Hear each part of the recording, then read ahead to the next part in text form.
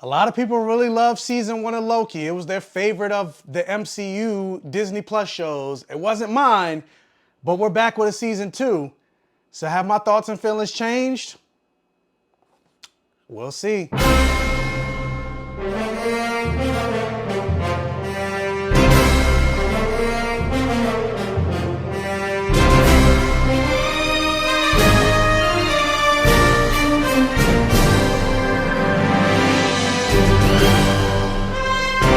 And welcome to my safe haven, everybody. Thank you guys so much for clicking on another video and joining me here on the BlackGayComicGeek channel. If this is your first time checking out one of my videos, thank you so much for stopping by. Allow me to introduce myself. My name is Michael.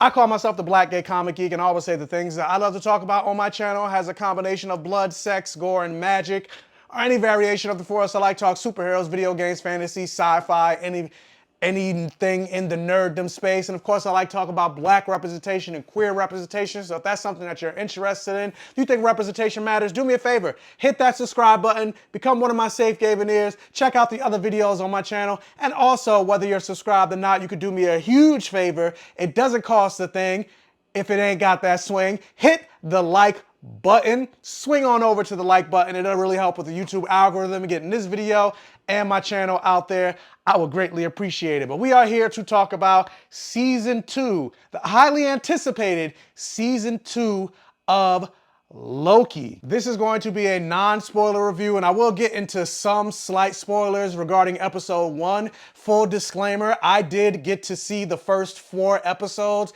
of Loki. I don't know why they only sent me 4 episodes, because there's only 6 episodes in the second season, just like the first season. So they didn't send me the last 2, but I'm like, at this point, you might as well just send me the whole season. Now I gotta wait 4 weeks just to get the last 2 episodes. Just send me the whole season. And then also, like, I'm tired of these 6 episode seasons. Y'all need to extend and make more episodes. But anyway, let's talk about season 2 of Loki. Mostly episode 1, but then my overall thoughts without getting too much into spoilers of the first 4 episodes. And so Loki season 2 picks up seconds after the cliffhanger ending of season 1, where Loki and Sylvie end up meeting He Who Remains, played by Jonathan Majors, Kang the Conqueror, and Sylvie ends up taking out He Who Remains, and then Loki ends up back in the TVA and they don't know who he is. And so this season, Loki, Mobius, Hunter B-15, and the rest of the members of the Time Variance Authority have to team up to not only find Sylvie, but Ravonna Renslayer, Miss Minutes, and the variants of Kang the Conqueror. And yeah, like I said about season 1 of Loki, I wasn't that big of a fan of season 1 of Loki, mostly because, like, I really loved how it started, but then it, like, damn near all the Disney Plus shows, it meandered off after like episodes 3, 4. I really loved the final episode, but not because of Loki. I just enjoyed that episode, Jonathan Majors' performance and his interaction with Tom Hiddleston and the actress that plays Sylvie. That's what I really liked. And then what it would introduce, or is foretelling to introduce, in the greater MCU. So because of that, I really liked that episode. But the main reason I didn't really like season 1 of Loki, because I didn't feel like it was a Loki show. Like, and not because they focused on Sylvie or anything like that, but like, I didn't learn anything about Loki or Sylvie or any variants of Loki than I knew already before the show. Like, I didn't learn anything new. They didn't really develop the character of Loki, and it wasn't really, like, it didn't really tell me anything that I didn't already know. It's the same way I feel about the Han Solo show. I didn't learn anything different about Han Solo that I knew before the movie, so it kind of was like, what was the point? And then also the fact that it was only the 6 episodes, like, I feel like it was rushed by the end, and you didn't have enough story to tell, or you didn't have enough time to tell the story that you wanted to tell. Well, 4 episodes into season 2, I pretty much feel the exact same way I felt about season 1. Like, watching season 2, I was just like, so what, who cares? Like, I was kind of bored watching Loki. And I hate saying that because I really enjoy seeing these characters. I really enjoy the TVA and this aspect and this level of the world that they're introducing in the MCU.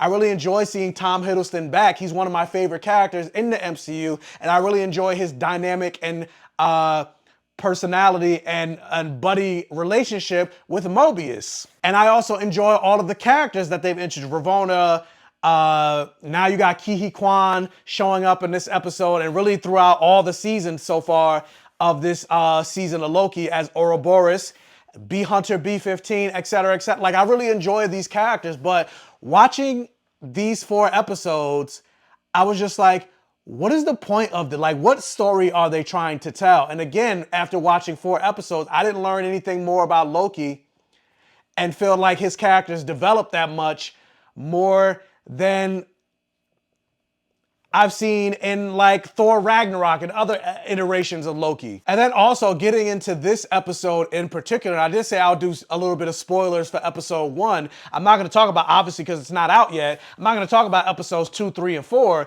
but like, then they introduced this whole element of Loki, like time slipping in the TVA, and they make a big deal about it, saying like, oh, this has never happened in the TV. This is impossible. Something like this can't happen in the TVA. And then instead of doing anything interesting with it, they pretty much get rid of it in the same episode that they introduced it in. So it was kind of like, what was the point? And that's kind of how I felt about all 4 episodes of this season. I'm just like, what was the point? And now this is the second or the third iteration, or technically the second, because we saw him the first time in Loki season 1, but this is a different version of him that we're seeing. This is technically the third variant of Kang that I'm seeing in the MCU. And no spoilers, but if you're trying to introduce this guy as your main big bad after Ant-Man, yeah, some of it in Loki season 1 for He Who Remains, but then also this new variant, I'm just like, I'm not feeling the threat. I'm not understanding what you're trying to do with the character of Kang the Conqueror. And that's really all I'm gonna say about that. And yeah, 4 episodes in, they focus so much about Sylvie and her character and her life and backstory, and like, I mean, and actually really, you don't even really get that much backstory in Sylvie's life and her being a variant of Loki and what make her life different and her life being on the run and everything like that. You don't really get much from Sylvie, especially in this new season. You barely see Sylvie at all, really, in this newest season. It's really mostly Mobius and Loki in these first 4 episodes, which I appreciate that we're getting more of them, but we're not getting more of them as characters. They got a lot of screen time. They're on screen all the time, but I'm not learning more about them. And I think that's my biggest issue with this season of the show. The characters are there, but I'm not learning anything about them. And then in terms of like the actual plot of what's happening with this story, like, basically what we learned in the first episode and the things that's happened in the first episode, that's the through line throughout the at least these 4 episodes. And I'm just like, what are we building towards? Like, what is the purpose of this season? Like, what is the grand overarching plot? And why do I need to know this? Like, why is this relevant? That's kind of how I felt. And I'm being very vague because obviously you guys haven't seen the 4 episodes, but I was just like, it's interesting. I'm intrigued, I'm invested in these characters, but I'm just like,